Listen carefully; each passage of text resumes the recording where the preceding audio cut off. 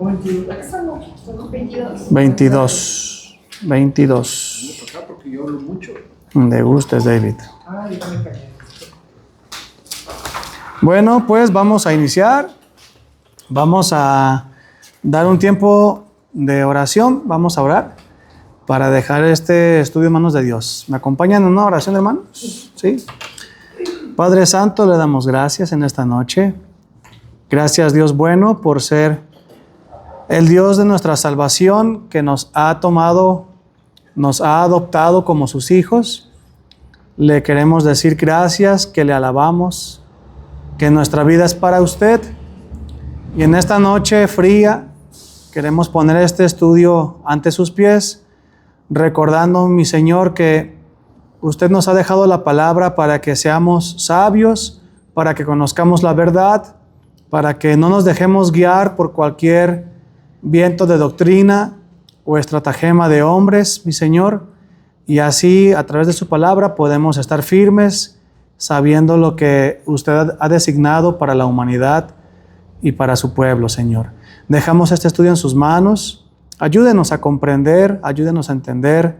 Queremos ser siervos cada vez más útiles y escudriñar la palabra y conocer las creencias de otras religiones nos ayuda a saber cómo podemos compartir el Evangelio, cómo podemos alcanzar más personas, cómo podemos aconsejar bíblicamente a quien nos lo requiera.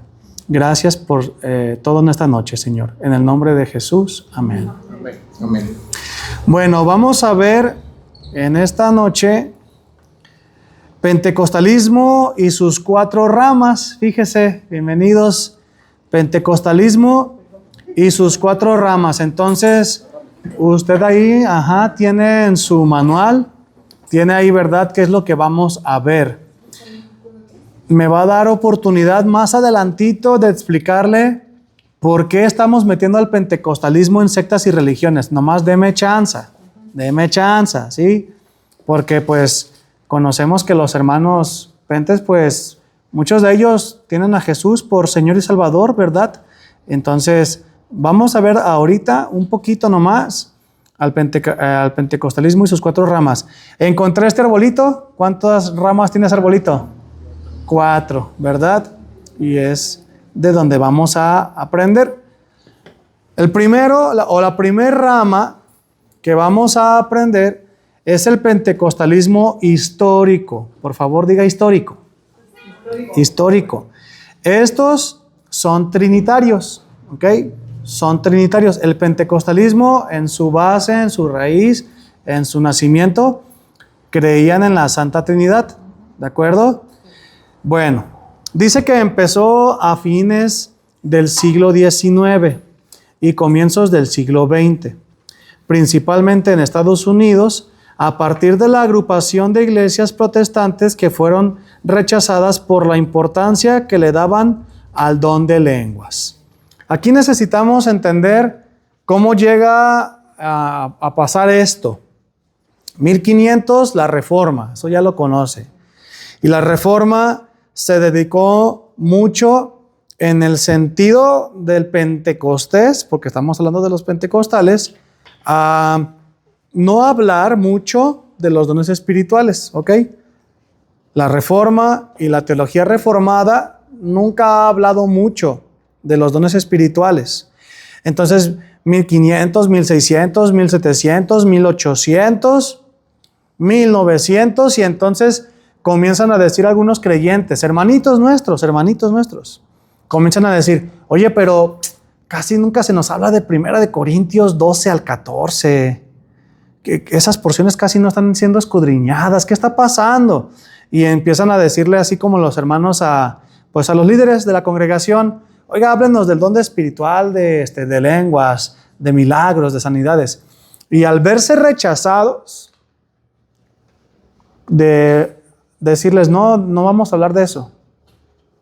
El argumento más sonado en el dispensacionalismo, porque en aquellos tiempos no sonaba otra cosa más que el dispensacionalismo, pues, como teología. Era, ya cesaron. recordándole que aunque estamos hablando que de 1500 a 1800 la iglesia se estuvo reformando, no hay mucho registro de una teología reformada, Es en nuestros tiempos donde la teología reformada ha surgido con mucha fuerza, ¿sí? Bueno, estos hermanos piden que se les hable de estos dones de lengua, sanidades y milagros. Les dicen que ahorita no se va a hablar y comienzan como a separarse un poquito. Dice en la información de su pantalla, a diferencia de algunos otros grupos pentecostales posteriores, los pentecostalistas históricos creen en la Trinidad y desaprueban la homosexualidad y el divorcio. O sea, es que el pentecostalismo surgió bien, a mi entendimiento, el pentecostalismo surgió bien, ¿sí? Nada más lo que les digo, surgió el momento en que algunos hermanitos dijeron, háblenos del don de lenguas, ahí está en la Biblia, del don de sanidades, de milagros, de interpretación de lenguas. Y es donde ahí comienza un poquito ya a surgir otra ramita, por así decirlo. ¿Sale? Entonces, vamos a continuar. Surge lo que entonces se conoce como el pentecostalismo clásico. ¿Me ayuda a decirme cuál fue el anterior? El primero, el histórico. La segunda rama es el clásico. ¿Sí? Ellos también son trinitarios. Surgió el 1 de enero de 1901 a mano de Charles Fox Parham en Topeka, Kansas. ¿Sí? Entonces, ya ve que pues siempre iniciando año es buen tiempo para comenzar a escudriñar, hacer planes, propósitos espirituales, metas. Siempre es buen momento. Hoy es 20 de enero. 22, todavía está a tiempo. Son apenas 3 semanas que han pasado de este año y es importante que usted se esfuerce en echarle ganas para que tenga un mejor año espiritualmente. Bueno, este hombre, Fox Parham, comienza con el grupo de personas que ya hemos platicado y dicen, bueno, vamos a comenzar a reunirnos, vamos a comenzar a congregarnos y vamos a empezar a hablar de lo que no se nos quiere hablar.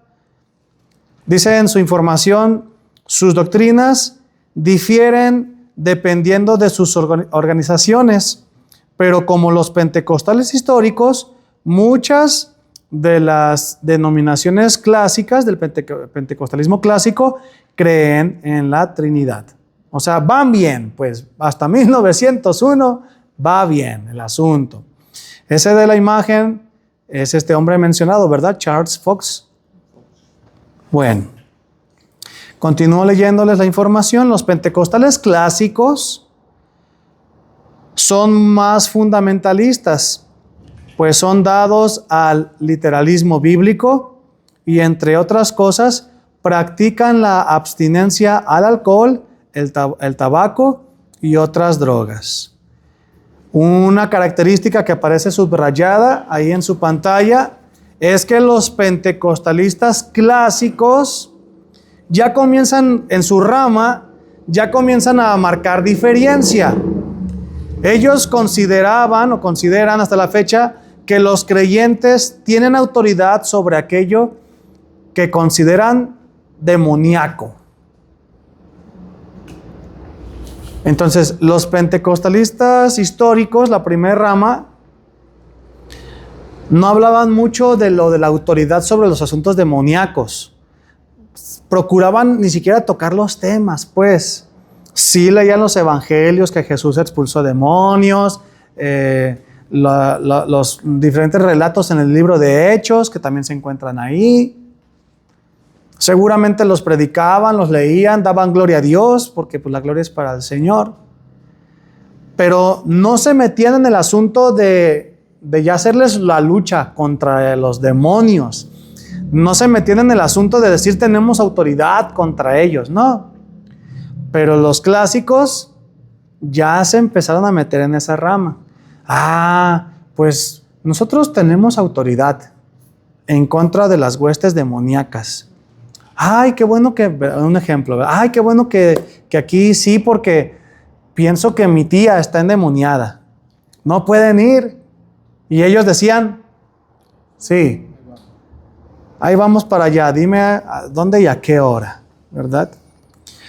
Surge la tercera rama.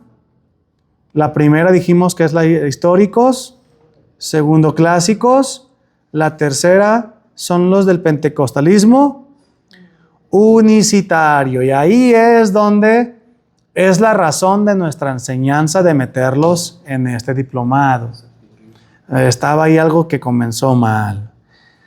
Comenzó en 1913. Recuerde que el clásico en 1901 y el histórico a finales de 1800 e inicios de 1900.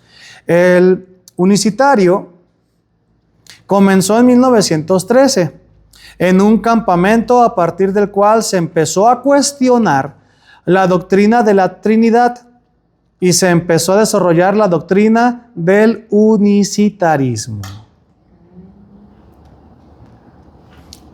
Yo le he dicho aquí en la iglesia a usted, un cristiano no es un títere, ¿verdad que no somos títeres, hermanos?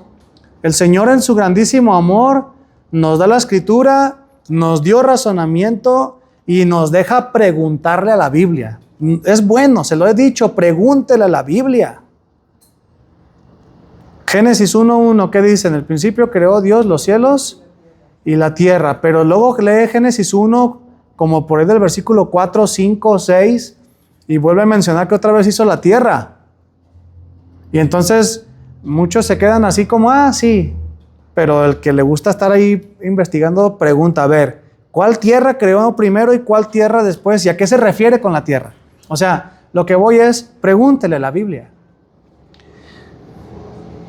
Donde tenemos que nosotros tener cuidado es cuando la escritura es muy clara en un tema y nosotros queremos como rascarle, queriendo que a veces la Biblia diga lo que nosotros queremos. Ahí es donde tenemos que tener cuidado. La Biblia habla bien claramente del Padre, del Hijo, del Espíritu Santo. Y estos hermanos, porque pues son hermanos, bueno, si ya murieron todos, pues eran hermanos. Y los que siguen hasta la fecha, pues son, ¿verdad? Si creen en Jesús. Si creen en Jesús. Pues ellos comenzaron a preguntarse acerca de la Trinidad y lo pusieron en tela de juicio. Lo pusieron en tela de juicio. A partir de aquí, un grupo de iglesias independientes comenzaron a practicar la nueva doctrina del bautismo en agua en el nombre de Jesús. Entonces, aquí hay una característica de los pentecostalistas unicitarios. Ellos solo bautizan en el nombre de ¿quién? De Jesús. Solamente en el nombre de Él. Por eso es tan importante que usted escuche cada vez que hay bautismos y recordándole que este 2025 aquí en la congregación queremos tener muchos bautismos. Que se le dice, te bautizo en el nombre del Padre, del Hijo, del Espíritu Santo. Muchos dirán, ¿eso es necesario? Muchos dirán, ¿es necesario que el pastor, cada que bautiza a uno, diga, te bautizo en el nombre del Padre, del Hijo, del Espíritu Santo? Hay un versículo que diga, bautízalos así con esas, pues sí, Mateo, ¿verdad? San Mateo 28. Pero además, el hacerlo contribuye que si por ahí hay alguno que es unicitario, pues se dé cuenta que aquí se bautiza en el nombre de la Trinidad. En 1916 crearon la Iglesia Pentecostal Unida, a la que seguirían más tarde numerosas otras nuevas organizaciones. Y como una característica, desaprueban la homosexualidad y el divorcio. O sea, en cuestión de moralidad, porque acuérdense que esto va en cuanto a la moralidad. Pues está bien. ¿O qué opina usted? Sí, ¿verdad? Está bien. En cuestión de la Trinidad, pues bueno. Entonces usted tiene que recordar que toda iglesia que se llama iglesia apostólica es unicitaria. Acuérdese bien, toda iglesia que es iglesia apostólica es una iglesia unicitaria, porque los apóstoles en Hechos capítulo 2, del capítulo 2 al 4, dice que Pedro, una vez que dio el mensaje a los que habían crucificado a Jesús, le dijeron, ¿y ahora qué haremos? Y les dijo, bautícese cada uno en el nombre de Jesús. De ahí toman ellos su doctrina unicitaria para bautizar en el nombre de Jesús. Y ellos dicen, es que Pedro dijo, bautícense en el nombre de Jesús. Bueno, sí, pero Jesús dijo, bautícenlos en el nombre de los tres. Ahora, hay un contexto. Yo se los he explicado. ¿Por qué Pedro les dice a los judíos que se bauticen en el nombre de Jesús? Porque les están dando un mensaje de que a ese Jesús lo habían crucificado y que es Dios. ¿Quieres mostrar que verdaderamente eres creyente?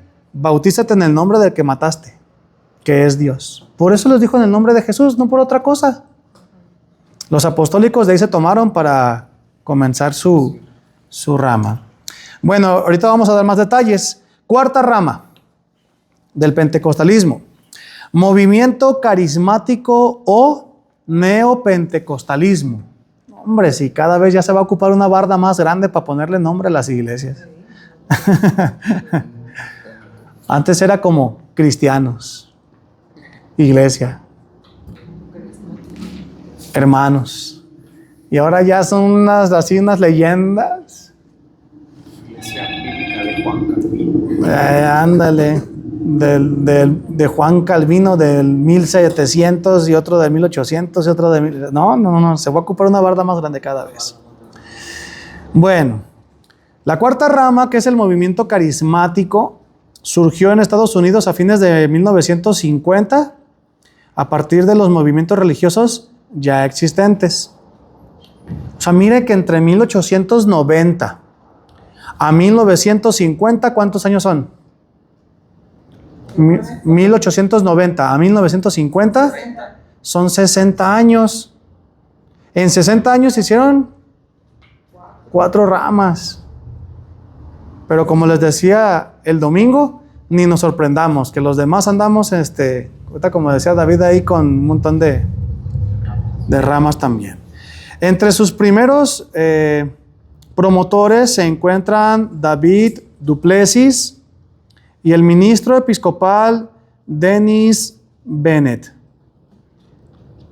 Suelen ser criticados por los movimientos precedentes debido a sus nuevas doctrinas no amparadas en la Biblia, como lo es la búsqueda del dinero y el éxito en los negocios, en la denominada teología de la prosperidad. ¿Ha escuchado de la teología de la prosperidad? Sí.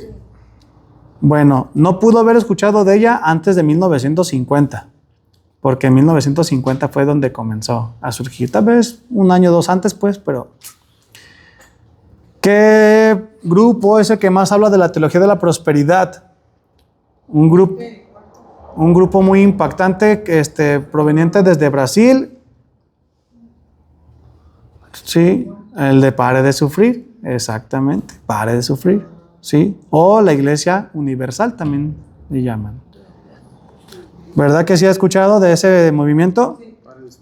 Bueno, yo espero que usted vaya viendo cómo el desarrollo del pentecostalismo se está dando.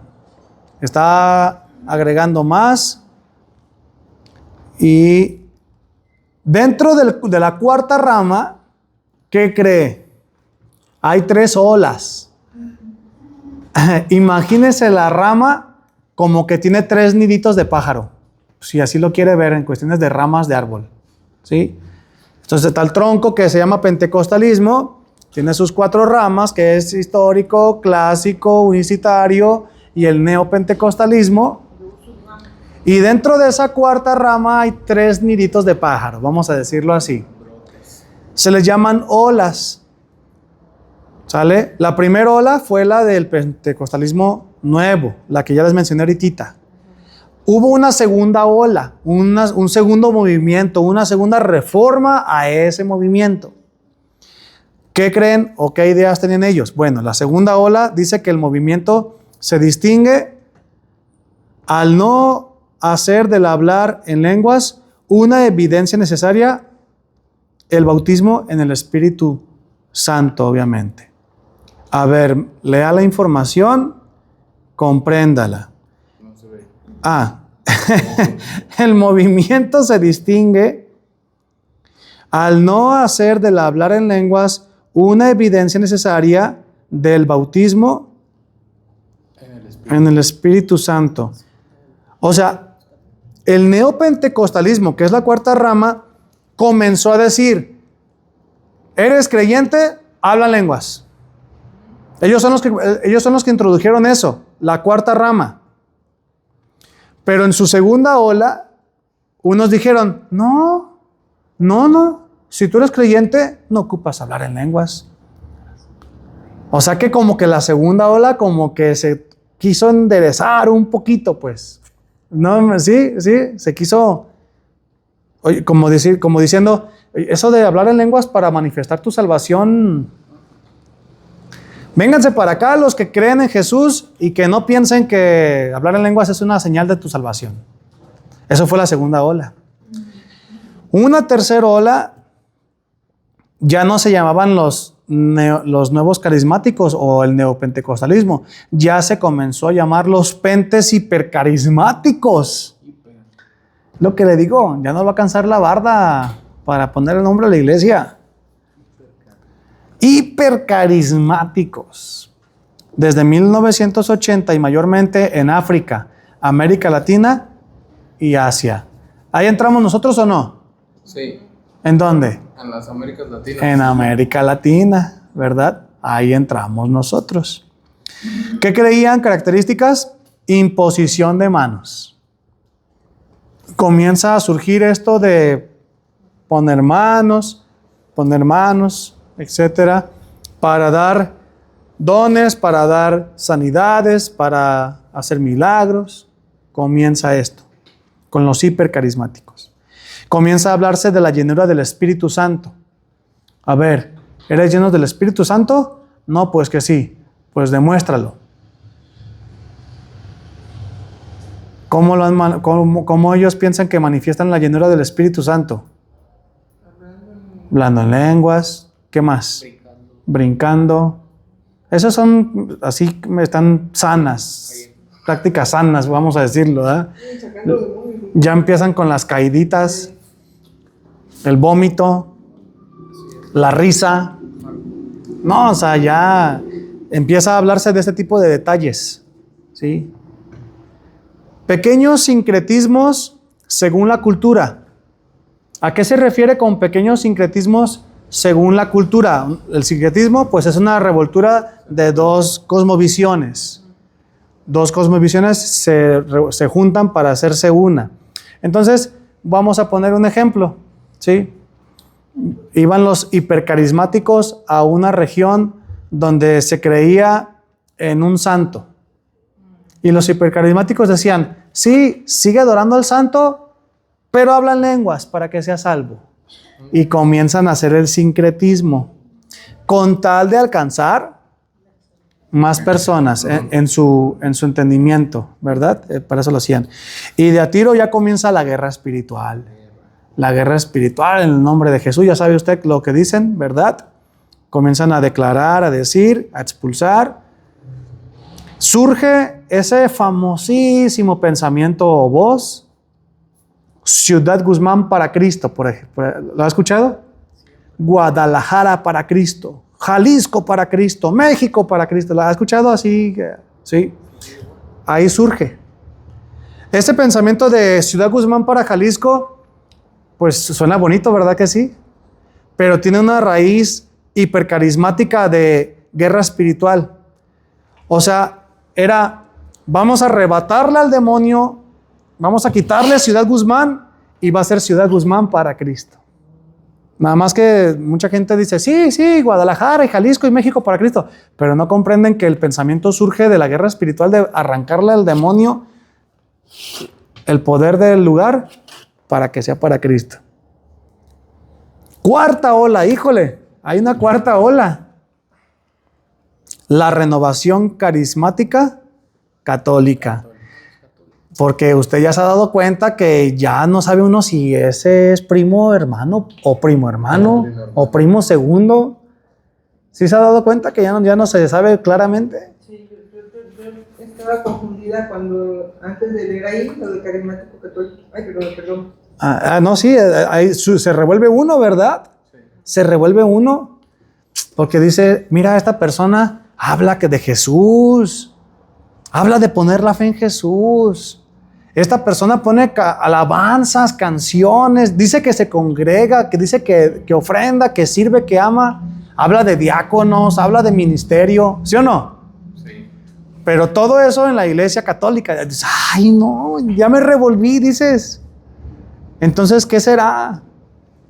Bueno, es que es la cuarta ola. Cuarta ola. La película. Características. La película. Grupos de oración sin autoridad jerárquica. ¿Ha escuchado aquí en Ciudad Guzmán? Vamos a hacer oración. En Gómez, en Zapotitic. Vamos a hacer oración. Yo le platico. Vengo de Guadalajara a sembrar la iglesia acá en Ciudad Guzmán. Y un montón de gente me decía, ¿cuándo van a hacer oración?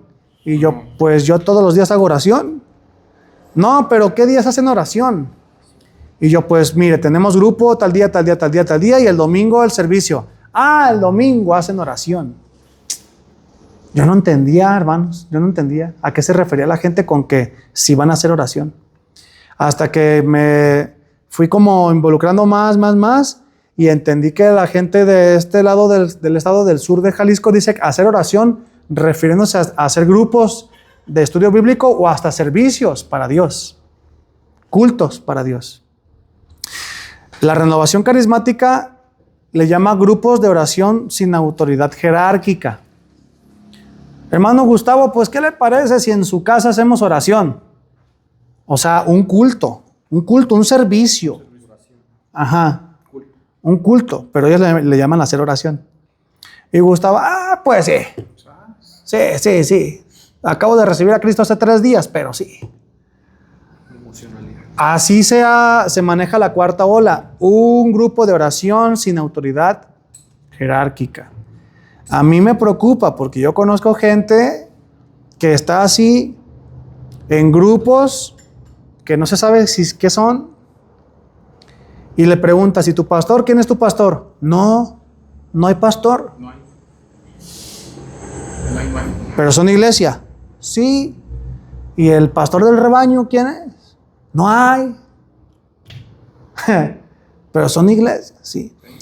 Entonces, ya el cristianismo se empieza a hacer en una revoltura con el movimiento carismático y hay grupos que dicen, no se ocupan de pastores, nosotros hacemos oración aquí, nuestro grupo feliz de amigos y hacemos nuestra iglesia.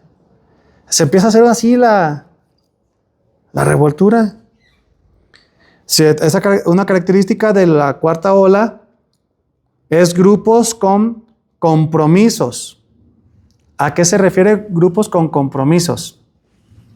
1, 2, 3, 4, 5. Ustedes 5 van a tener el compromiso de el aseo. 1, 2, 3, 4, 5 van a tener el compromiso de la música. Ya no son ministerios. Como no hay una autoridad jerárquica, no pueden tener como un líder que les diga, yo te quiero ayudar para que desarrolles tu vida espiritual. Y en lugar de llamarle ministerios, le llaman ¿qué? Compromisos. Ambos, o sea, los grupos de oración sin autoridad jerárquica y los grupos con compromisos, practican la glosolalia. Diga glosolalia. Acuérdese que la Biblia en Hechos, cuando dice que hablaban en lenguas, proviene de la voz griega glosá. La voz griega glosá, que significa idiomas terrestres conocidos. Esa se las he explicado muchas veces ya. Glosá significa idiomas terrestres conocidos. Y la glosolalia para ellos es empezar a hablar en lenguas. Pero sus lenguas que ellos hablan no tienen ningún idioma terrestre conocido. Le echan la culpa que son angelicales y se agarran de corintios, ¿verdad? Y bueno, ¿qué es lo que le digo? Bueno, y por último, esta cuarta ola del movimiento carismático católico es un movimiento muy ecumenista. ¿Qué es el ecumenismo? La unificación de religiones. ¿Sí? Por ejemplo, los católicos en su movimiento carismático de la cuarta ola neopentecostal, mira nomás qué largo se escuchó eso, ¿verdad? Dicen, pues si viene un judío, que sirva. Si viene un musulmán, que sirva. Un testigo de Jehová, que sirva. Puede hacerlo, puede hacerlo. Todos somos hijos del mismo Dios. ¿Los has escuchado decirlos? Todos somos hijos del mismo Dios. Y nuestra madre también dicen, ¿verdad? Ya sabe que también hablan de su madre. Bueno, solamente para ver si estamos en la sintonía.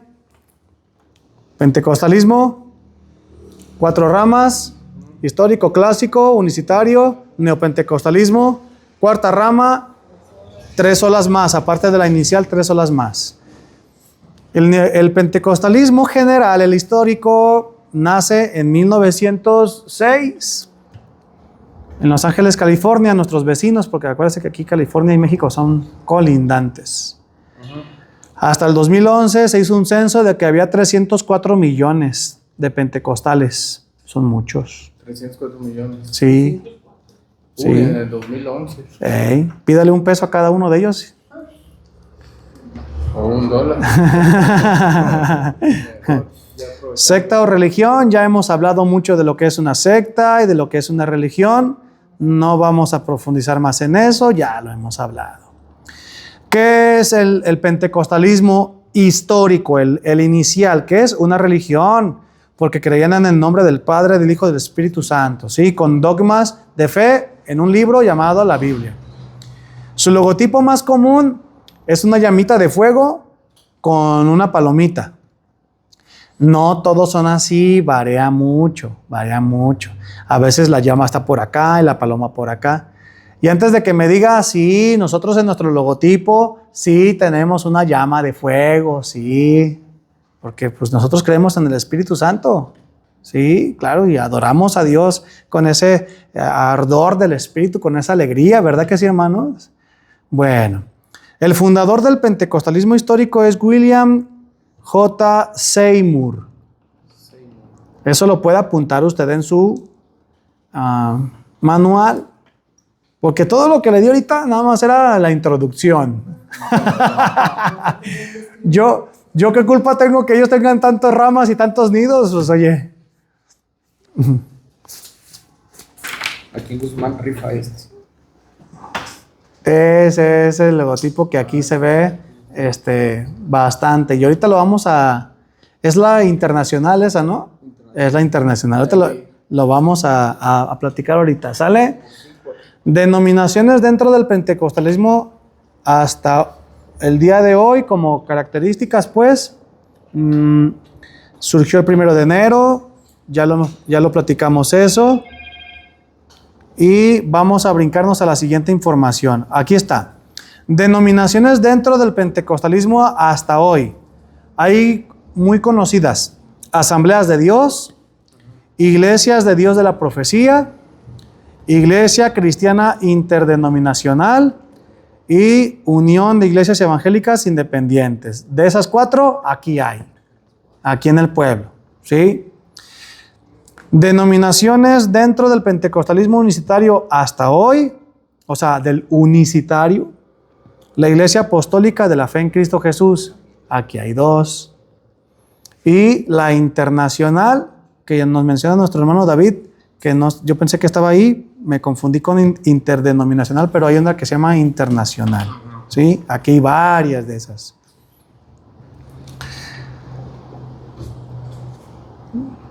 ¿Le continúo? Sí, ¿verdad? Sí.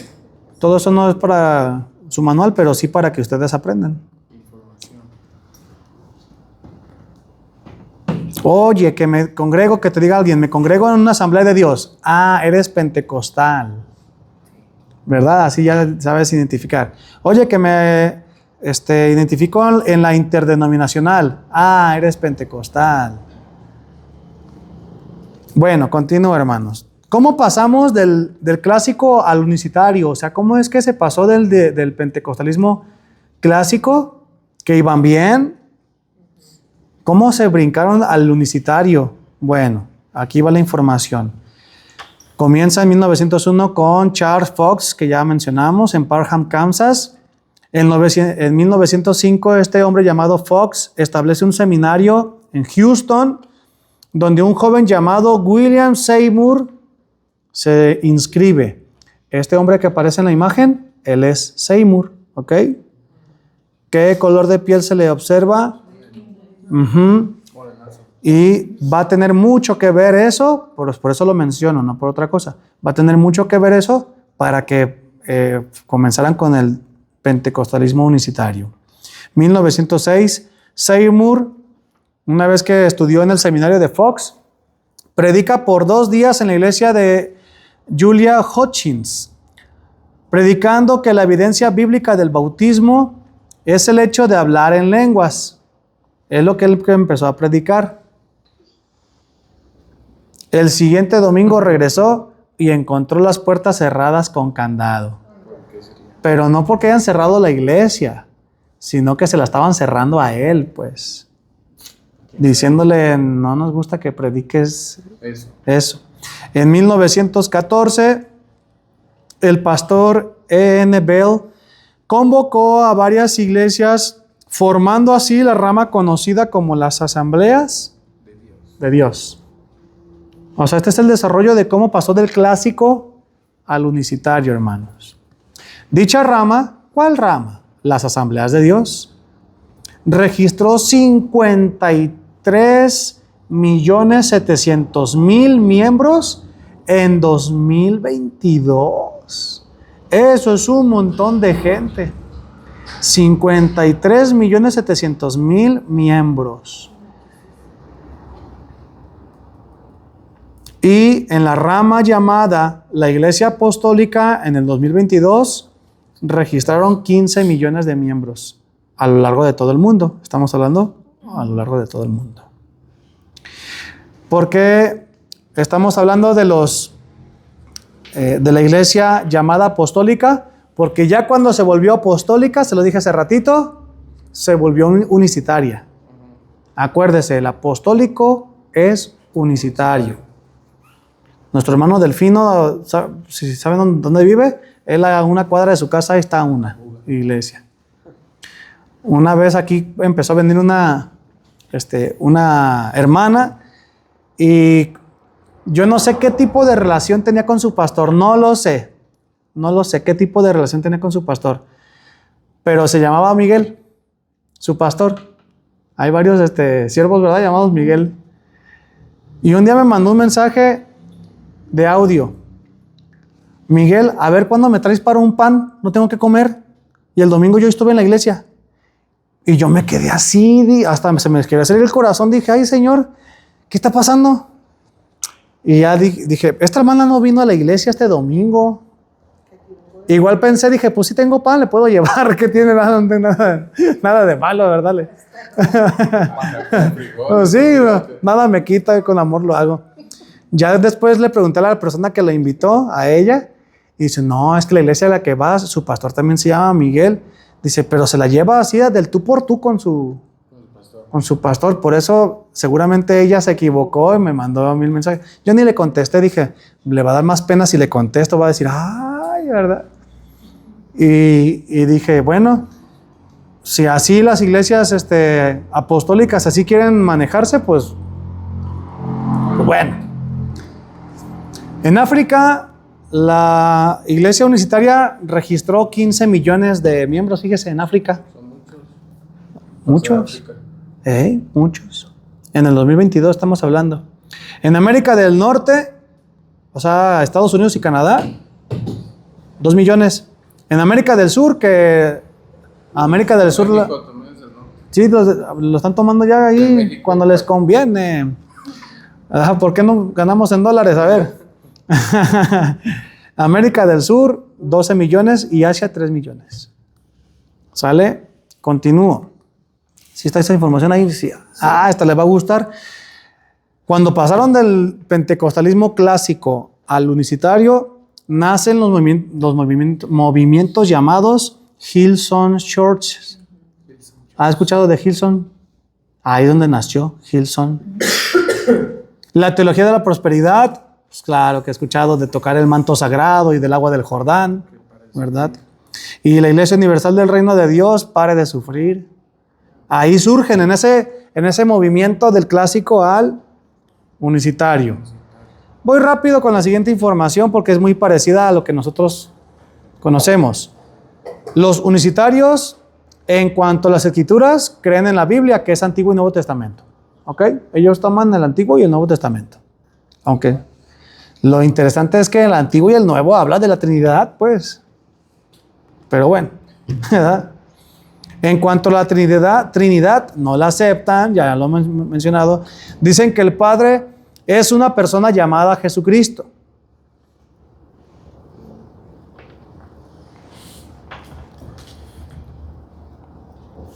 El Padre es una persona llamada Jesucristo para ellos. O sea, no es el Padre y el Hijo, para ellos no. Para ellos es uno. El Padre se llama Jesús o es Jesús. Se manifestó como Padre en el Antiguo Testamento, es lo que ellos creen. Se manifestó como Hijo en el Nuevo Testamento y se manifestó como Espíritu Santo después de la ascensión.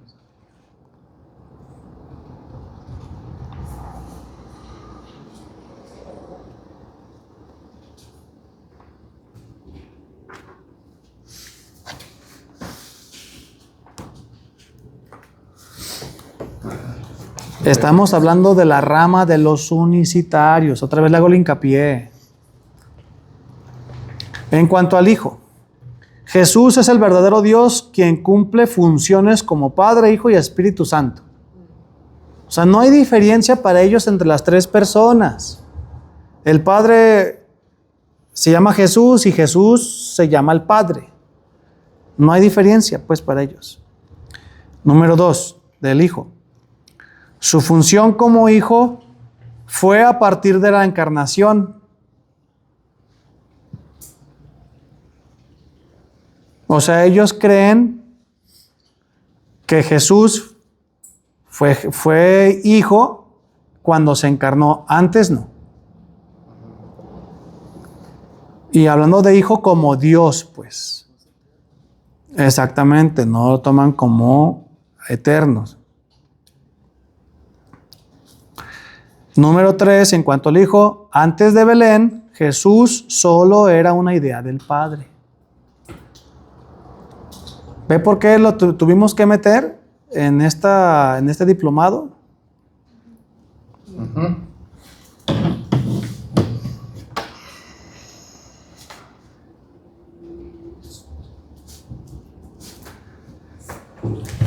Continúo. En el Espíritu Santo solamente hay una cosa que destacar.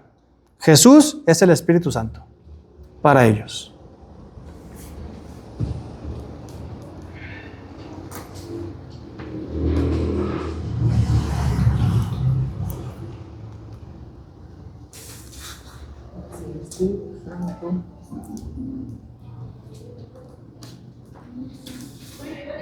Jesús es el Espíritu Santo. No cambió. ¿No cambió? Avísenme. Pero ya se las dije, Jesús es el Espíritu Santo. En cuanto a la salvación para ellos es por medio de Jesucristo. Palomita. Tache. Lo que sea. Número 2. La salvación es por medio del bautismo.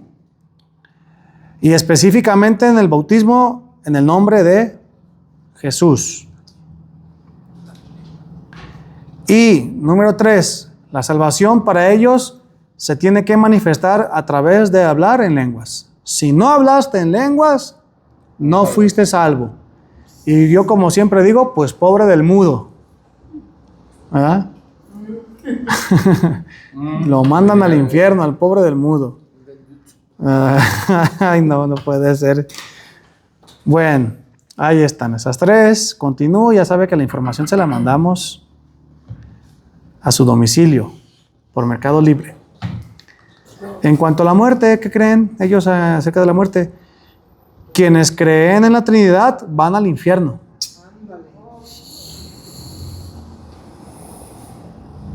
Hablamos de los pentecostalistas unicitarios.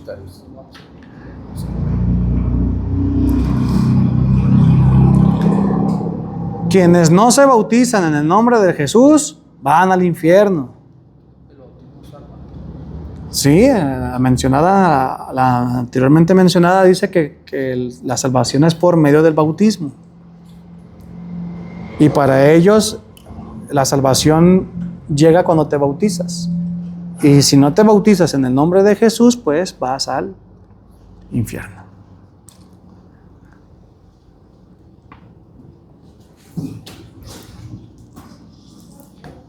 Bueno, mis hermanos, esto fue el pentecostalismo y sus 4 ramas. Vuelvo a hacer el hincapié, ¿por qué tuvimos que meter al pentecostalismo en sectas y religiones? Por la rama de los pentecostalistas unicitarios. Esa fue la razón. ¿Sí? Bueno, vamos a orar entonces para terminar y vamos a pedirle al Señor sabiduría. Le invito a que deje lo que tenga ahí en sus manos, que podamos orar al Señor. Padre, gracias le damos. Siempre lo hemos mencionado, mi Señor. Hay muchísima gente necesitando de la salvación, del amor del Dios eterno, de la compañía del Salvador y del sello del Espíritu Santo. Hay muchísimas habitantes en las masas, en los reinos, a lo largo del mundo, Señor, que buscan la salvación porque alguien les ha hablado del Evangelio y la semilla ha comenzado a dar el fruto, como dice su palabra. De esas personas, Señor, llegan a las iglesias buscándole a usted, y hay denominaciones o ramificaciones como la que hemos mencionado el día de hoy, donde se les habla según el entendimiento del hombre, según la teología que comprenden, según el interés humano.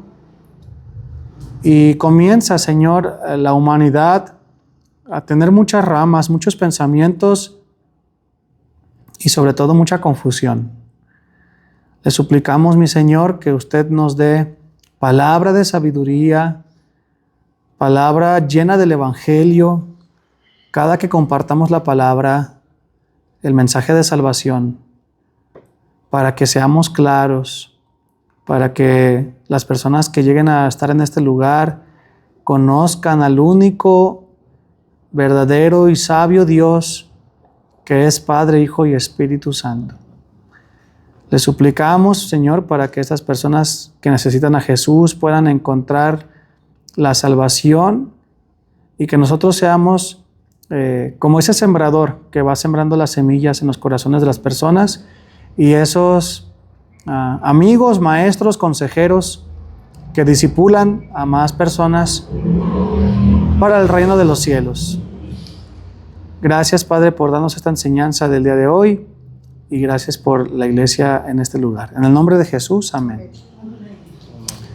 Amén, hermanos. Entonces, ya no nos da tiempo para la apologética, hermanos, pero ya dónde hacer su apología, todo lo que se ha mencionado.